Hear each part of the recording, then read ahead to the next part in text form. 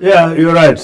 Many people still refer to me as a former ambassador, and I think precisely because the greater part of my life, my working life, has been in the foreign service. And foreign service, I think that's the only job I've done in my life. And I was in the foreign service for 25 years. Balozi Amy Ramadhani Mpungwe, mzaliwa wa Ifakara, wilaya ya Kilombero, mkoani Morogoro, ambaye safari yake ya masomo ikianzia St. Francis Primary School iliyoko Ifakara na baadaye Mzumbe Secondary School ya Morogoro, na masomo yake ya kidato cha 5 na kidato cha 6 akiyapata katika shule ya sekondari Ihungo ambayo ilikuwa ikijulikana kwa jina la St. Thomas. Baada ya kumaliza masomo yake, kwa mujibu wa sheria, akajiunga na Jeshi la Kujenga Taifa, yaani JKT. Balozi Amy Ramadhani Mpungwe alihitimu shahada yake ya kwanza ya sanaa kutoka Chuo Kikuu cha Dar es Salaam mwaka 1975 na mara moja akaingia katika utumishi wa mambo ya nje wa Tanzania kama mwanadiplomasia wa taaluma. Alipata mafunzo ya utumishi wa mambo ya nje nchini New Zealand na Australia, akipata diploma ya uzamili katika sheria ya kimataifa na diplomasia kutoka Chuo Kikuu cha Zambia mwaka 1991.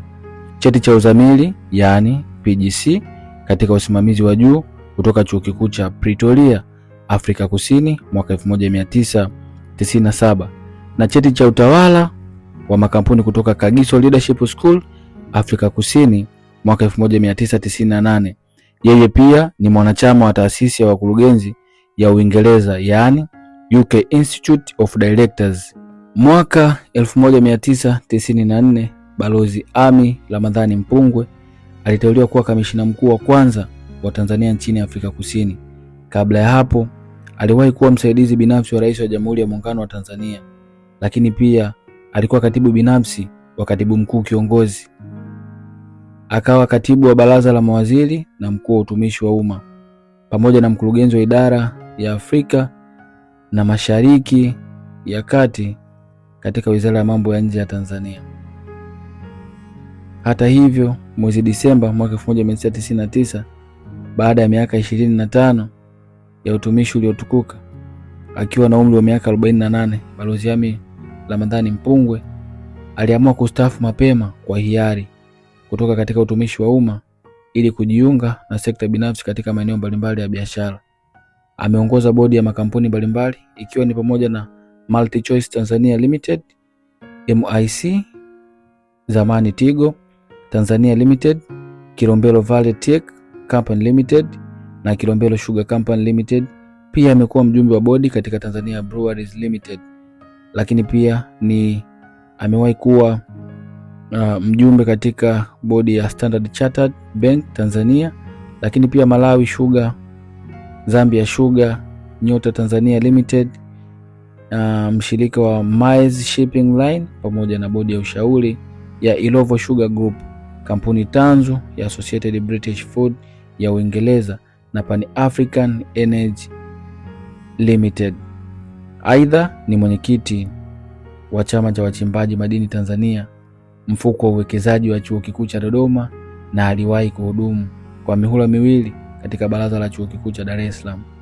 Mwaka 1999 Rais Mbeki alimtunuku Balozi Amy Ramadhani Mpungwe nishani ya Order of Good Hope, ambayo ni tuzo ya juu kabisa nchini Afrika Kusini inayotolewa kwa raia wa kigeni kwa mchango wake mkubwa katika harakati za ukombozi wa Afrika Kusini, kuimarisha ushirikiano wa kiuchumi katika ukanda wa SADC na kukuza uhusiano wa karibu kati ya Afrika Kusini na Tanzania. Mnamo mwaka 2001 Agosti alitunukiwa cheti cha kutambuliwa na OAU kwa mchango wake muhimu katika kurahisisha mazungumzo ya Rwanda yaliyopelekea makubaliano ya amani ya Arusha ya tarehe 4 Agosti 1993. Ikumbukwe kuwa Balozi Amy Ramadhani Mpungwe alizaliwa tarehe 24 Februari mwaka 1951. Ameoa Anita Rose Mpungwe na kwa pamoja wamejaliwa watoto watatu.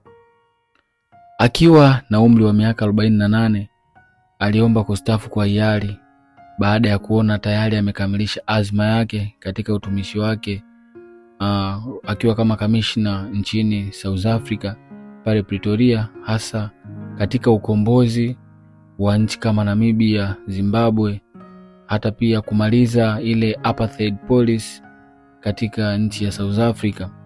Aliona tayari ameifikia ile pinnacle katika utendaji wake wa kazi, lakini alimuomba aliyekuwa waziri wake wa mambo ya nje, Mheshimiwa Rais aliyekuwa rais wa awamu ya 3, Mheshimiwa Benjamin William Mkapa, astaafu kwa hiari, na Mheshimiwa Rais akamuomba aendelee kukaa kwa mwaka mwingine mmoja zaidi.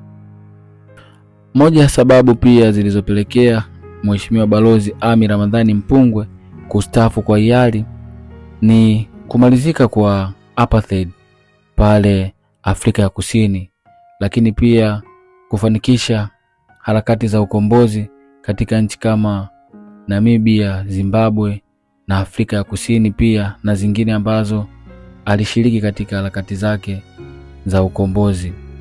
Lakini kitu kingine ni ile ya Rwandese Peace Negotiation ambayo ilifanyika jijini Arusha.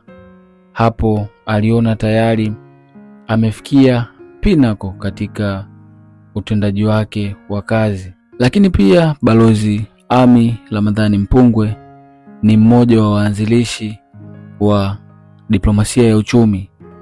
Kutokea hapo ndio ulikuwa mwanzo wa yeye kuvutiwa katika kufanya biashara.